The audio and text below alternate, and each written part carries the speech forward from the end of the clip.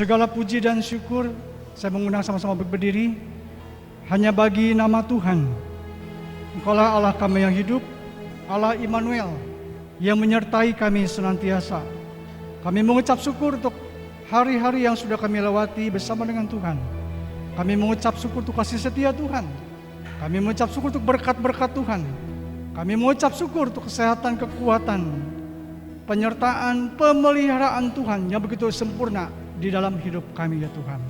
Demikian juga pagi hari ini Tuhan menolong kami, baik hamba-hamba Tuhan yang melayani pagi hari ini dan setiap jemaat. Kami berdoa menyerahkan sepenuhnya ke dalam pimpinan Tuhan. Engkau hadir bersama dengan kami, Engkau dimuliakan, Engkau diagungkan Tuhan.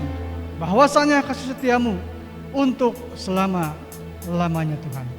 Dengan iman kami berkata pagi hari ini bahwa sesungguhnya pertolongan kita datangnya dari Tuhan.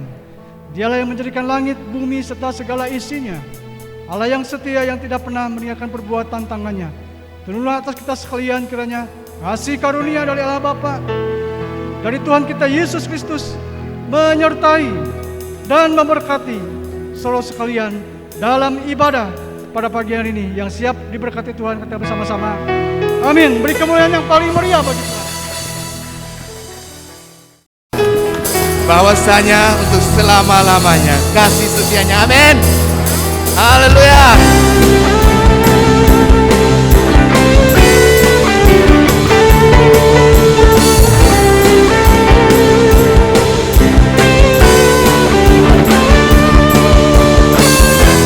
Mari kita mau datang ke bait Tuhan dengan hati bersyukur.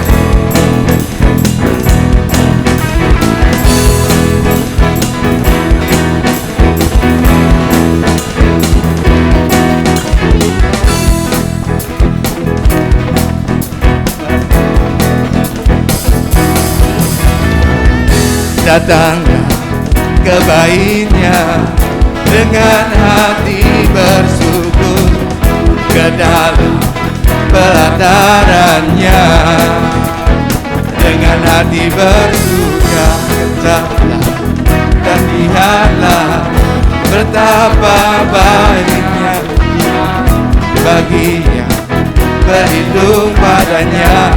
Akan bersuka, akan bersorak-sorai, akan bersorak-sorai. Bersyukurlah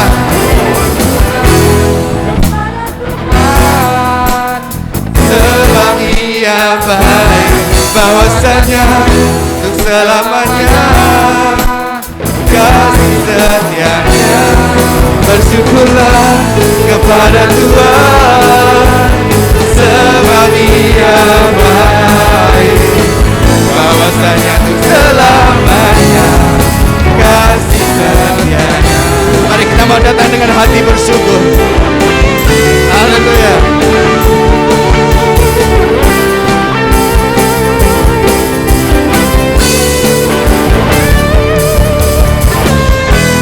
Datang ke bait-Nya dengan hati bersyukur, ke dalam pelataran-Nya dengan hati bersuka bersama, dan lihatlah betapa baiknya Tuhan baginya berlindung padanya. Akan apa? Bersorak-sorai, bersyukurlah kepada Tuhan sebab Ia baik, bahwasanya untuk selamanya kasih setianya. Bersyukurlah. Oh, Ia baik, bahwasanya untuk selamanya. Bersyukurlah. Haleluya. Mari kita mempersiapkan hati kita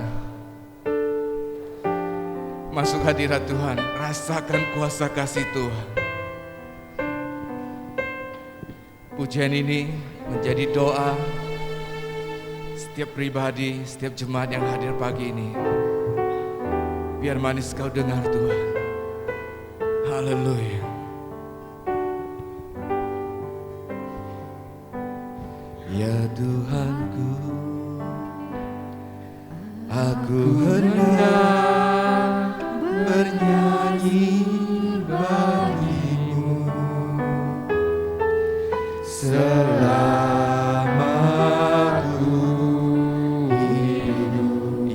Allahku, ya Allahku, aku hendak bermazmur bagimu selagi ku ada. Katakan sekali lagi, ya Tuhanku, ya Tuhanku, aku hendak bernyanyi bagimu selama ku hidup. Ya Allahku, aku hendak bermazmur bagimu Tuhan. Aku hendak bermazmur. Inilah kerinduan kami Tuhan, inilah doa kami Tuhan. Oh, haleluya.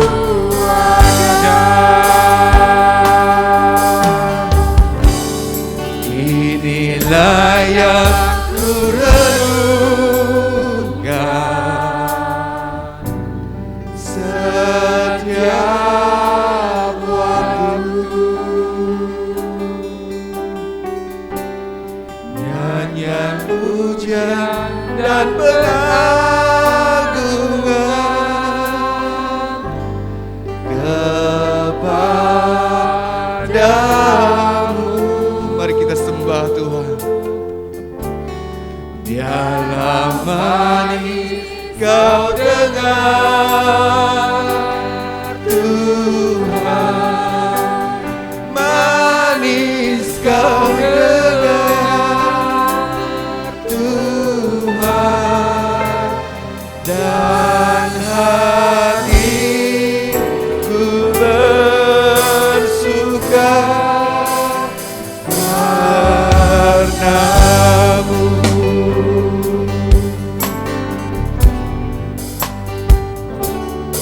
Ya Tuhanku, katakan aku hendak bernyanyi bagimu Tuhan. Aku hendak bermazmur bagimu selama ku hidup. Haleluya. Aku hendak bermazmur bagimu selagi hidup ada. Inilah yang ku renungkan Tuhan. Inilah yang ku renungkan. Haleluya.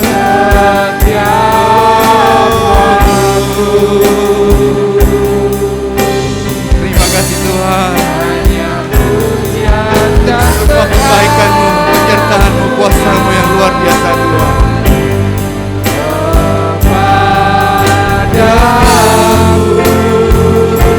Haleluya. Manis kau dengar Tuhan, manis kau dengar Tuhan, dan hatiku bersuka.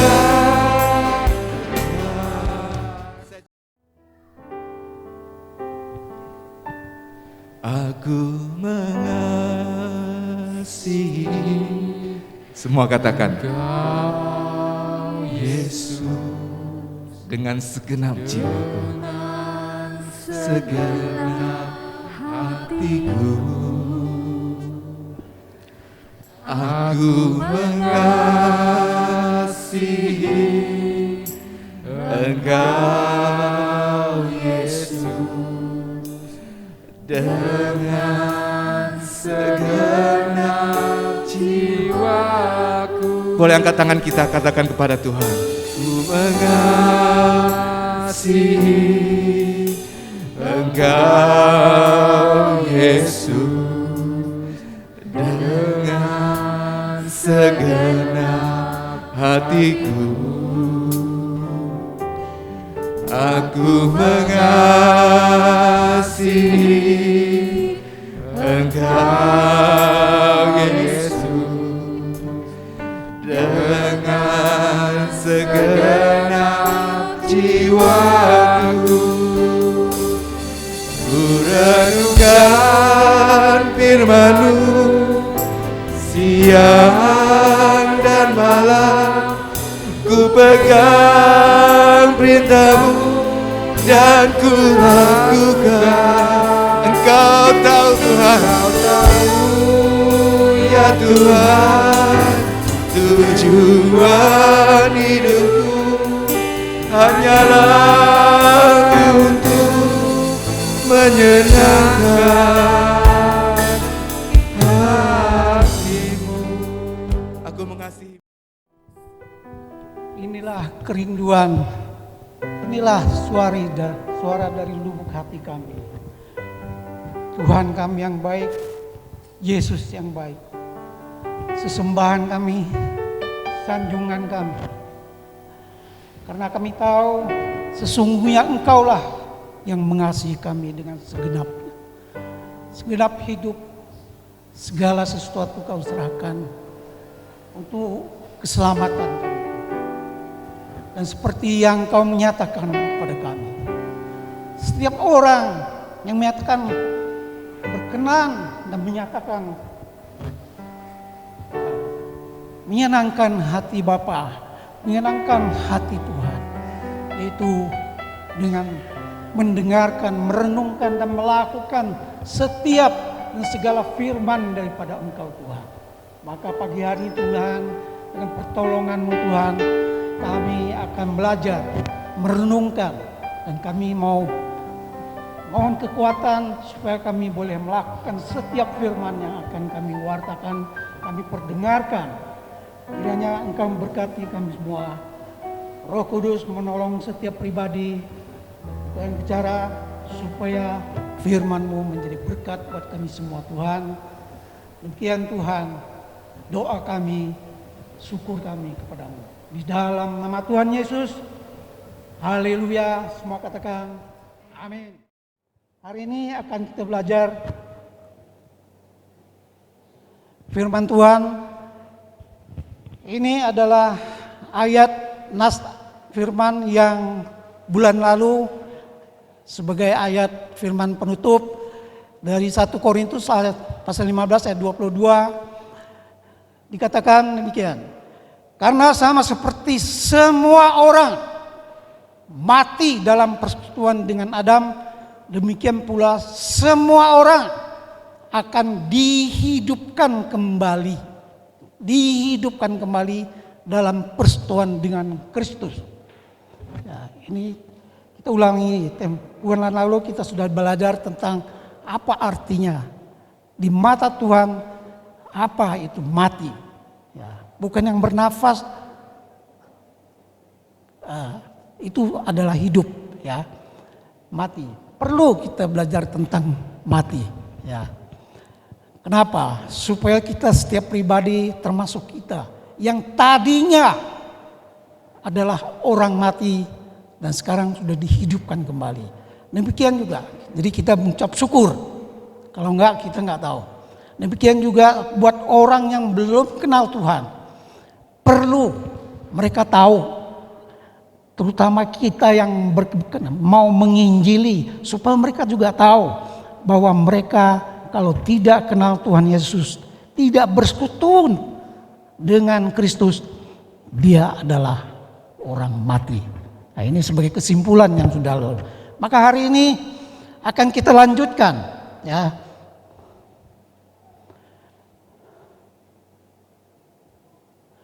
Ya, yang lalu sudah kita belajar tentang, kita renungkan bahwa kita telah mati dalam Adam.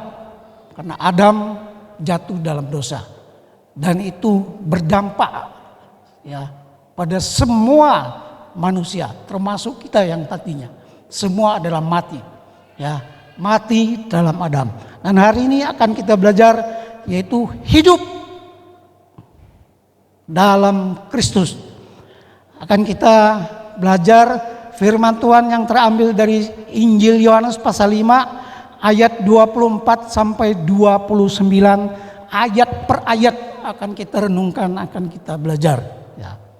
Namun sebelum memasuki firman ayat itu, akan kita tahu apa artinya hidup. Seperti yang dulu pernah kita belajar. Bukan setiap orang yang bisa makan, bisa nafas, jantungnya berdenyut, itu hidup. Seperti juga yang tadi bilang, bukan setiap orang yang namanya hidup adalah orang hidup. Itu Tuhan Yesus bilang itu orang mati. Dan orang mati menguburkan orang mati mereka. Ya. Orang mati.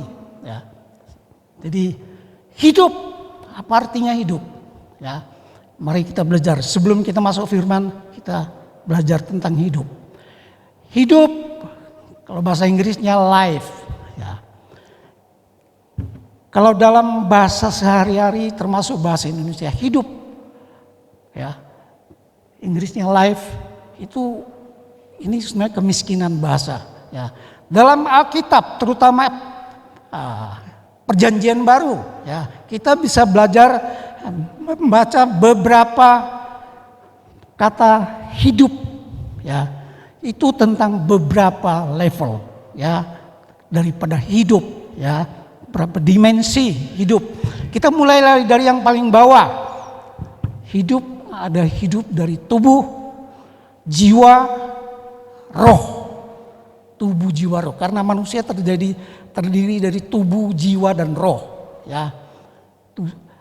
Tadi yang mulai yang paling bawah, level paling bawah, ya, yaitu hidup yang menyatakannya yaitu bios, ya, itu bahasa Yunaninya. Apa maksudnya? Bios yaitu hidup dari jasmani, ya, hidup dari jasmani. Semua yang bertubuh, berdaging, yaitu punya bios. Nah, maka ada bioskop, ya, itu hidup seperti hidup, padahal yang gambar, ya, bios.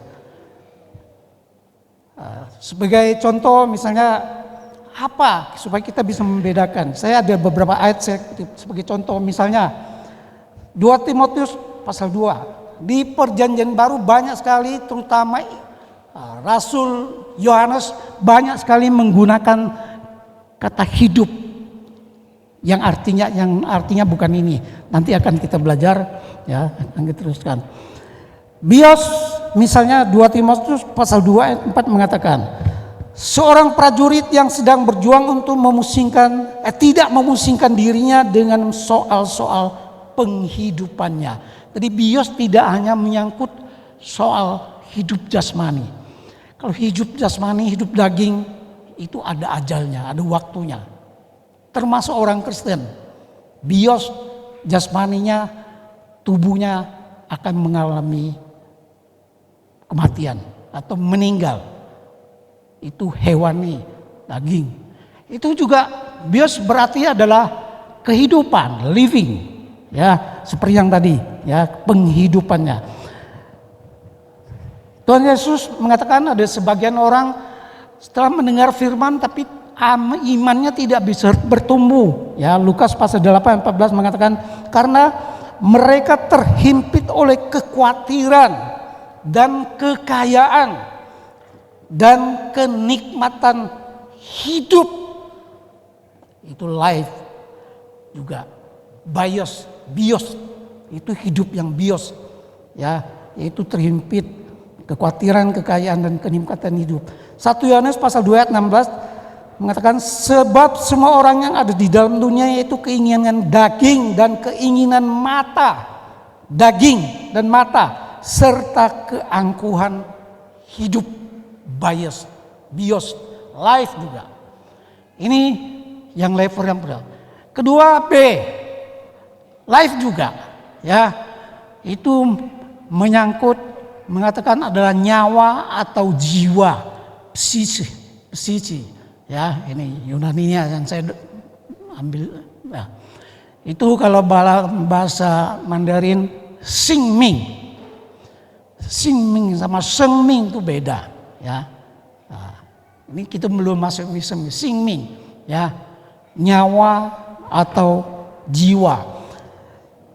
Tuhan Yesus sendiri mengatakan, karena barang siapa mau menyelamatkan nyawanya, ya ini life, jiwa, nyawanya, ia akan kehilangan nyawanya. Tetapi barang siapa kehilangan nyawa karena aku, karena Yesus, karena Kristus, ia akan memperolehnya.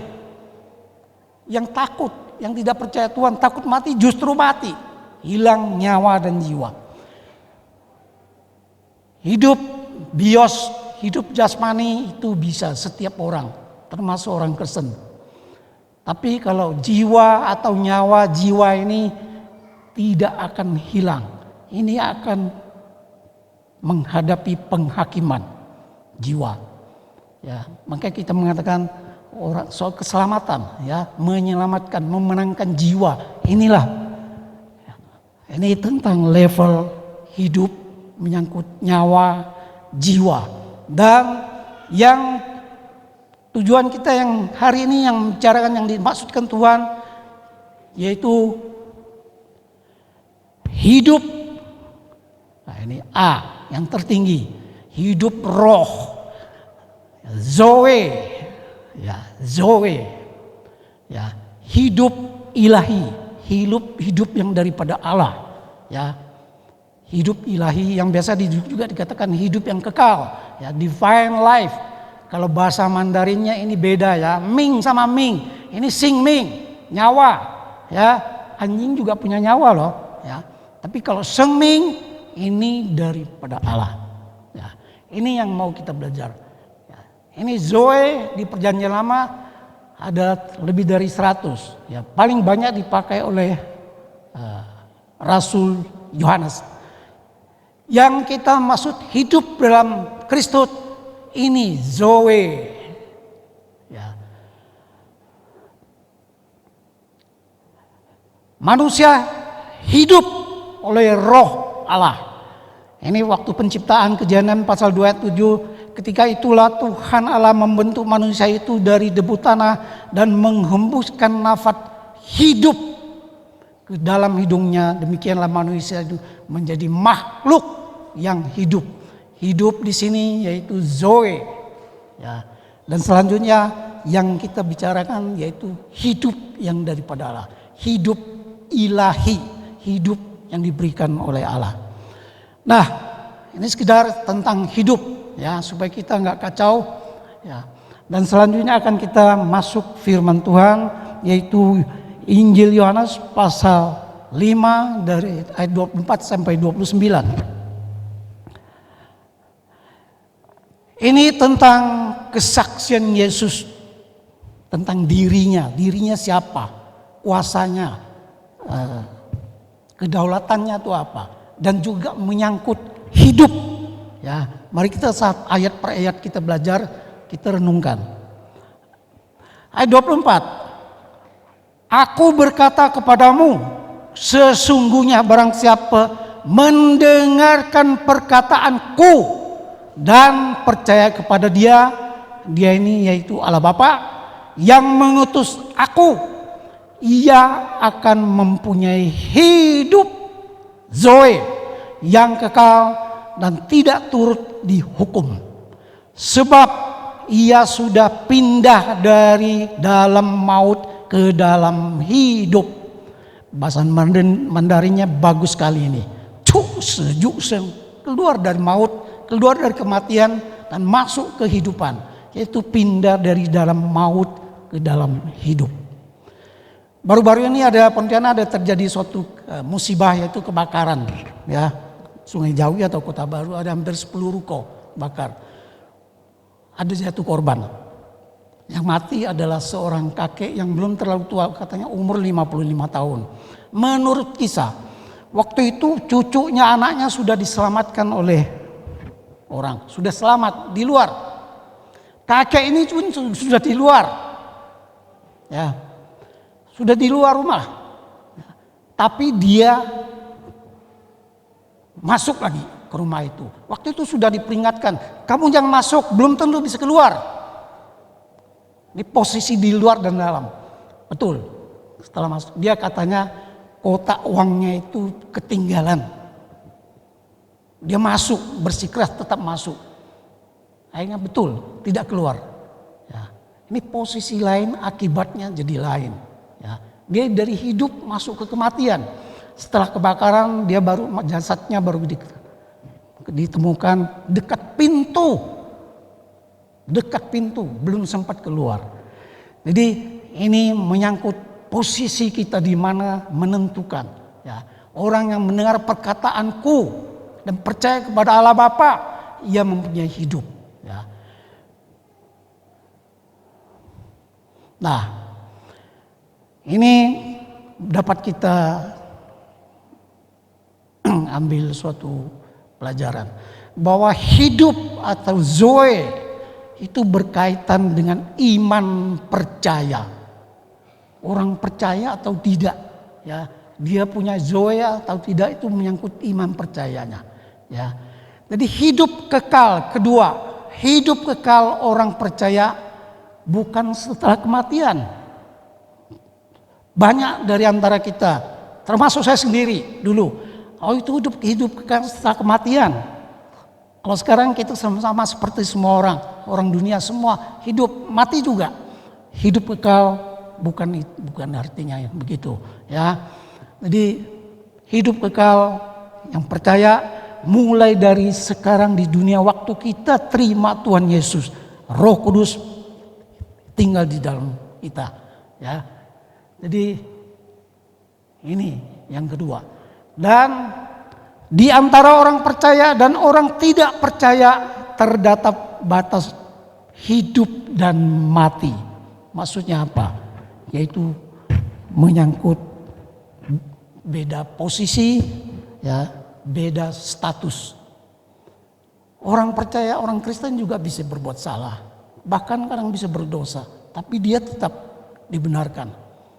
Bukan berarti boleh buat dosa, ini nggak perlu ulang-ulang kita, ya. Tapi kita tetap sudah selamat, kecuali kita murtad. Ya. Orang yang tidak percaya Tuhan Yesus walaupun kelihatan bagus, tapi dia adalah orang mati. Tidak ada zoe.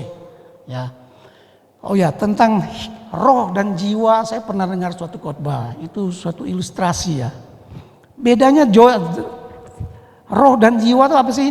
Kalau bahasa Mandarin itu biasa digabungkan satu kosakata, 2 huruf, ling hun, ling roh, hun itu jiwa. Ya, ada suatu ilustrasi. Roh ada intinya, sedangkan jiwa adalah bajunya di luar. Ya, ini suatu ilustrasi supaya kita nggak bingung. Apa bedanya jiwa? Apa bedanya roh? Soalnya ada orang percaya jiwa dan roh tidak terpisah, sesungguhnya terpisah, ya. 2 hal, 2 dimensi. Nah, inilah ayat 24, ya. Kita terus. 25. Yesus berkata, "Aku berkata kepadamu, sesungguhnya saatnya akan tiba dan ini penting, sudah tiba." Berarti waktu itulah, ya. Waktu dia berkata sudah tiba bahwa orang-orang mati akan mendengar suara Anak Allah. Ini orang-orang mati lagi. Apa orang dalam kuburan? Bukan. Ya. Sebelumnya kita sudah belajar. Orang masih nafas sudah mendengar, tapi itu orang mati. Ya. Orang-orang mati akan mendengar suara Anak Allah. Ini luar biasa nih. Dan mereka yang mendengarnya akan zoe, hidup. Bukan bios. Ini bios tapi orang-orang mati. Ya. Tuhan Yesus jarang sekali, hampir saya tidak baca di tempat lain menyebut dirinya sebagai Anak Allah. Ya. Di sini kita lihat Tuhan Yesus bahwa orang-orang mati pun setelah mendengar suara Anak Allah, yaitu suara Tuhan Yesus, mereka akan yang mendengarnya, ya, yang mendengarnya akan hidup. Maksudnya apa? Yaitu seperti yang sudah kita belajar bahwa di mata Tuhan orang di dunia, semua orang di dunia yang hidup di bawah kuasa dosa secara roh sudah mati. Ya, ini untuk penginjil supaya untuk mewartakan bahwa semua orang sudah mati walau tubuhnya hidup. Bios, ya, bios, biologi, bios. Ya, ini orang mati. Ya.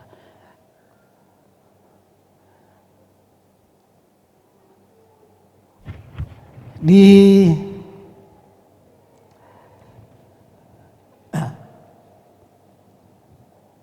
1 Yohanes pasal 5 ayat 12, ya, Tuhan Yesus Injil Yohanes mengatakan, barang siapa memiliki anak, yaitu Yesus Kristus, ia memiliki hidup. Sebaliknya barang siapa tidak memiliki anak, yaitu Yesus Kristus, ia tidak memiliki hidup, Zoe. Ya.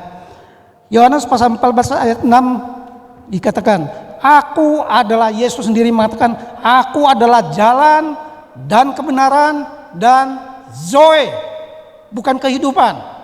Ya, dulu pernah kita dengar khotbah kehidupan salah itu. Hidup, kehidupan itu bios, ya, bios. Aku adalah jalan dan kebenaran dan hidup. Tidak seorang pun yang akan datang kepada Bapa kalau tidak melalui aku. Ya, ini iman yang harus kita pegang kuat-kuat, ya. Soalnya banyak ajaran seolah-olah di luar Yesus itu ada keselamatan. Tidak ada. Ya, itu pegang ini. Dan Yesus sendiri pernah mengatakan orang benar akan hidup oleh iman. Ya. Ini Roma 1 ayat 17. Maksudnya apa? Hidup oleh iman. Dan iman itu datang dari mana? Itu iman timbul dari pendengaran. Dan pendengaran oleh firman Kristus. Inilah yang akan mendengar anak Allah. Mendengar, ya, firman Tuhan, yaitu firman Kristus. Ini ayat 25. Kemudian ayat 26. Sebab, ini penting, sama seperti Bapa mempunyai hidup Zoe di dalamnya sendiri, demikian juga diberikannya anak mempunyai hidup dalam dirinya. Ini jangan salah kita mengerti. Kalau kita salah mengerti bisa seolah-olah Tuhan Yesus hidup juga karena oleh Bapa. Bukan. Ya. Yang dimaksudnya yaitu bahwa Allah Bapa adalah sumber daripada Zoe. Seperti penciptaan sampai sekarang. Dan orang-orang siapapun hanya dapat memperolehnya yaitu lewat sang anak, yaitu Kristus. Ya. Yang bisa memberi hidup hanya Allah. Ya. Allah Bapa dan juga anaknya. Ya, kodratnya sama. Jadi hanya bisa memperoleh itu. Oh, saya tidak mau, saya mau langsung Bapa. Tuhan Yesus bilang, saya adalah hidup. Orang mau datang ke Bapa hanya bisa lewat saya. Memang inilah kekuasaannya, kedaulatannya. Yesus sendiri di Yohanes pasal 10 ayat 28 mengatakan, dan aku memberikan hidup Zoe yang kekal kepada mereka, dan mereka pasti tidak akan binasa sampai selama-lamanya, dan seorang pun tidak akan merebut mereka dari tanganku. Itu janji Tuhan Yesus kepada setiap orang yang percaya, tidak akan hilang, ya, tidak akan yang kecuali kita yang meninggalkan Tuhan, murtad. Ya. Ayat 27, dan ia telah memberikan kuasa kepadanya untuk menghakimi, karena ia adalah anak manusia. Tadi Tuhan Yesus menyebut dirinya anak Allah. Sekarang seperti biasa yang sering digunakan, ya, bahwa dia diberi kuasa untuk menghakimi karena ia adalah anak Allah. Tuhan Yesus kenapa pakai menyebut dirinya anak Allah, anak manusia? Ya, ini ada dua aspek. Satu aspek untuk menyembunyikan dirinya, ya. Siapa sesungguhnya dia? Ya, memang kita tahu ya, bahwa Yesus adalah firman Allah yang menjadi manusia, yaitu anak Allah yang mengosongkan diri, mengambil rupa manusia, terlahir ya oleh Maria. Ya. Dia menjadi manusia seperti kita juga, punya daging, punya darah, dan dia sebagai wakil kita untuk menanggung, ya, mengalami kematian dan hidup dari situ. Sampai sekarang Yesus yang sudah naik ke surga adalah manusia. Dan manusia yang baru, ya, sebagai sulung. Ini dari sepihak dia untuk menyembuhkan. Bagi yang tidak mengerti, kata anak manusia ini tidak akan mengerti. Dia menyembuhkan diri. Sesungguhnya ada makna yang lebih, yaitu dia adalah sang Mesias yang dijanjikan. Dia berkuasa, berotoritas, dan penuh kemuliaan ilahi. Ya, ini pernah dinubuatkan yang sangat terkenal, yaitu di kitab Daniel, ya, pasal 7 ayat 13 dan 14 bisa kita baca. Tempat lain juga ada kitab Daniel, tapi kita baca pasal 7 ayat 13 dan 14. Demikian dikatakan. Daniel berpenglihatan. Aku terus melihat dalam penglihatan dalam malam itu, tampak datang dengan awan-awan. Ini kalau awan-awan pasti menyangkut Allah, ya. Dari langit seorang seperti anak manusia. Datanglah ia kepada yang lanjut usia itu, dan ia dibawa ke hadapannya. Lalu diberikan kepadanya kekuasaan dan kemuliaan dan kekuasaan sebagai raja. Maka orang-orang dari segala bangsa, suku bangsa, dan bahasa mengabdi kepadanya. Yaitu anak manusia ini. Kekuasaannya ialah kekuasaan yang kekal, yang tidak berakhir, abadi, yang tidak akan lenyap. Dan kerajaannya ialah kerajaan yang tidak akan musnah. Itu Mesias, ya, Hamasyah atau Kristus, ya. Jadi anak manusia sesungguhnya arti yang lebih dalam. Orang yang mengerti tahu, ya, apa artinya. Inilah tentang anak manusia. Dan kita lanjut. Terakhir 28 dan 29 ayat dikatakan, janganlah kamu heran akan hal itu. Dia kepada orang ramai mengatakan, janganlah kamu heran akan hal itu, sebab saatnya akan tiba. Nah, ini ada beda sedikit. Kalau tadi sudah dikatakan dan sudah tiba, ini tidak ada. Dia katakan saatnya akan tiba. Ini tentang akhir zaman atau zaman akhir, bahwa semua orang di dalam kuburan. Nah, ini sekali lagi, Yesus tidak mengatakan orang-orang mati, tapi orang di dalam kuburan, ya, akan mendengar suaranya, yaitu suara anak manusia. Dan mereka yang telah berbuat baik akan keluar dan bangkit untuk hidup yang kekal, Zoe. Tetapi mereka yang telah berbuat jahat akan bangkit untuk dihukum. Ini maksudnya apa? Ini berbicara tentang dua macam kebangkitan.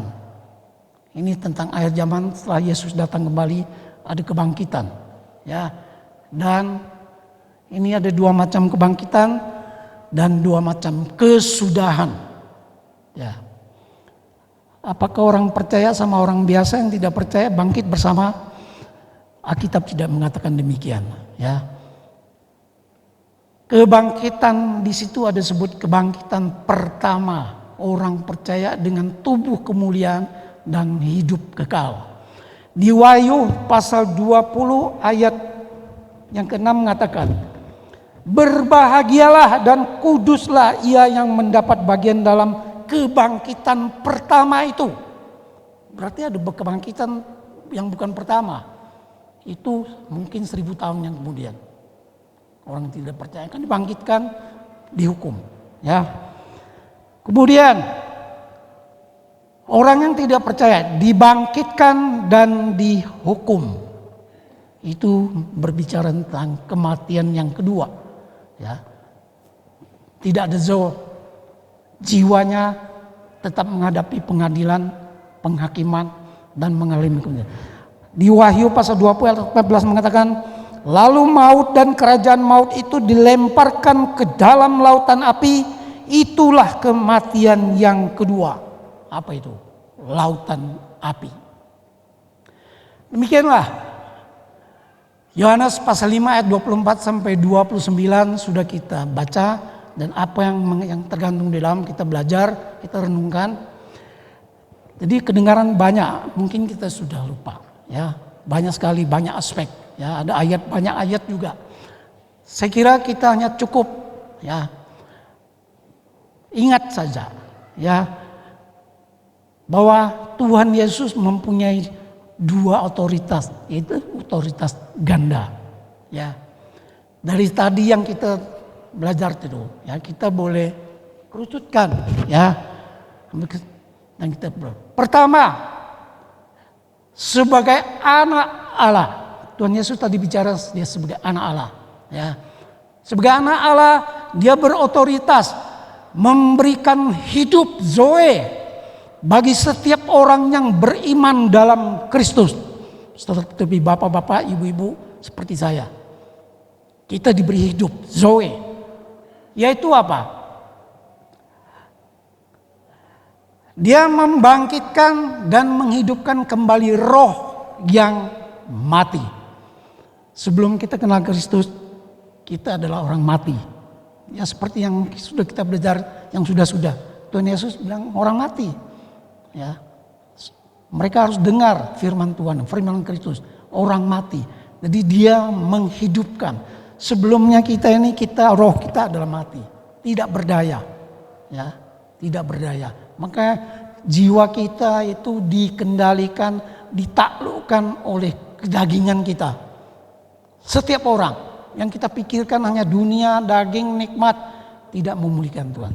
Ya. Setiap orang mati tidak bisa merespon terhadap Allah. Tidak bisa. Kamu coba sekarang bicara sama orang biasa, tidak bisa. Ya. Dia tidak bisa memberikan hidup pada rohnya yang sudah mati. Dia tidak bisa. Ya. Hanya dengan kuasa Roh Kudus yang bekerja di dalam hati, mendengar firman yang berkuasa, yang menyelamatkan, roh kita dihidupkan. Inilah yang tadi kita bicara. Bahwa sebagai anak Allah, Yesus membangkitkan atau menghidupkan kembali roh kita yang sudah mati. Ini bagi orang yang sudah belum meninggal. Bukan mati, meninggal. Ya, masih bernafas. Sedangkan bagi mereka anak-anak Tuhan yang sudah meninggal, dia pada akhir zaman membangkitkan orang-orang miliknya yang itu beriman kepada dia, yang telah meninggal dalam iman, memberikan tubuh kemuliaan seperti dia, seperti Tuhan Yesus sendiri. Dulu sudah kita pernah baca, ya, dia punya Tuhan. Ini yang pertama, yang kita ambil kesimpulan. Pertama yaitu sebagai anak memberi hidup, zoe. Ya. Lalu kedua, sebagai anak manusia. Ya, sudah jelas tadi, yaitu dia akan berkuasa menghakimi dunia. Ya, hanya dua ini aja yang perlu kita ingat. Ya, hanya kedua ini. Sudah selesai? Ya, sedikit waktu lagi. Bulan yang lalu Bapak Penatua Yohanes berkhotbah tentang judul pulang. Ya, pulang. Ini pulang ke Bapa. Di Injil Lukas pasal 15, Yesus ada menceritakan tentang anak bungsu yang hilang, yang pulang ke Bapa. Ya, yang pulang ke Bapa. Yaitu tentang rahmat, itu berbicara tentang rahmat kasih Bapa. Ya, tapi sebelumnya itu berturut, ya, 3 serangkai. Tuhan Yesus bercerita dulu tentang domba yang hilang, yaitu berbicara tentang penebusan Yesus. Yesus, ya, untuk mendapatkan domba atau jiwa-jiwa yang hilang, maka dia adalah penebusan. Kemudian juga berbicara tentang uang yang hilang, itu berbicara tentang karya Roh Kudus. Ya, dan anak itu akhirnya pulang. Ya, sangat menarik. Ada sebuah kalimat. Ya, ketika anak itu pulang, bapak itu melihat dari jauh, tergerak hatinya, memeluk anaknya. Ya, kalau pada kejadian waktu manusia Adam dan Hawa jatuh dalam dosa, Tuhan berseru, "Di manakah engkau?" Itu hilang. Dan ini berbicara tentang pulang ke Bapa. Begitu gembira dan sukacita sang ayah Bapa. Dia suruh hamba-hambanya, lekas bawa kemari jubah ya yang terbaik, ya, kenakan cincin, kuasa, status pada jarinya, dan sepatu pada kakinya. Ya, berarti dia kaki ayam. Ya, kenakan sepatu. Dan sembelilah anak lembu jantan, makan dan bersukacitalah. Karena apa begitu sukacita? Ya. Kalimat ini yang sangat menyentuh. Sebab ini sang ayah mengatakan, anakku ini telah mati. Dia meninggalkan bapak, yaitu mati dan menjadi hidup kembali. Sekarang dia hidup kembali. Bagi bapak, anak itu tempat sudah mati dan sekarang hidup kembali. Ia telah hilang dan didapat kembali. Inilah hati Bapa kita di surga. Dan inilah yang dikerjakan oleh Bapa kita bersama anaknya untuk menciptakan dan juga menyelamatkan. Semua itu di dalam Kristus Yesus. Penciptaan juga Kristus, menyelamatkan juga. Dan menjadi manusia. Dan inilah yang dapat kita pelajari hari ini. Ya, kita bersyukur, ya, kita bersyukur. Kita tidak mati rasa bahwa kita diberikan hidup. Oke, sebagai ayat penutup saya ambil dari Efesus 2 pasal 2 ayat 5. Ya.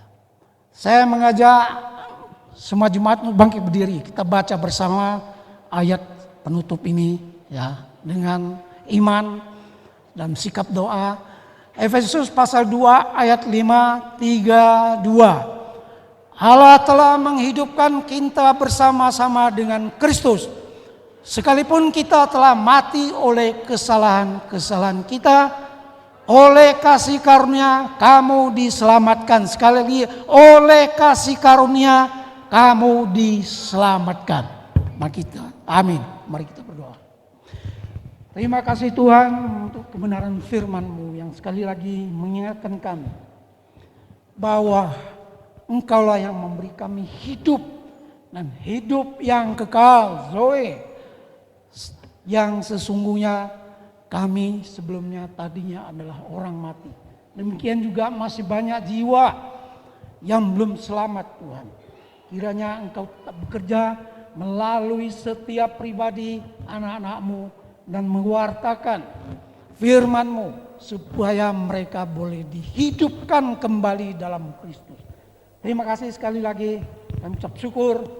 Kami berdoa. Haleluya. Amin. Silakan duduk, jemaat Tuhan.